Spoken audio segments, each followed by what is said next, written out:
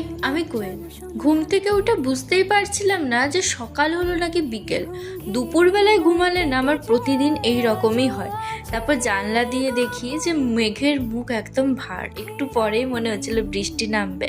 আর অনেক মানুষ নিজের গন্তব্যে পৌঁছচ্ছিল। আর বিকেল বিকেল এত সুন্দর হাওয়া দিলে কার না মন ভালো হয়ে যায়।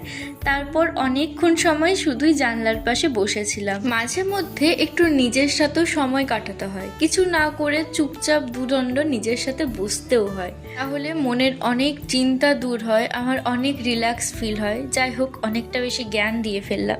তো এরপর একটু সামান্য স্কিন কেয়ার করছিলাম। ওই আমার স্কিন কেয়ার বলতে শুধুমাত্র ফেস ওয়াশ আর ময়শ্চারাইজার, দিনের বেলায় শুধু সানস্ক্রিনটা লাগায়। তারপর এক কাপ গরম গরম চা নিয়ে বসলাম, আর তারপরেই শুরু হয়ে গেল ঝমঝমিয়ে বৃষ্টি। তো এই ছিল একটা অলস মানুষের অলস বিকেলের গল্প। ডেকে যায় আজ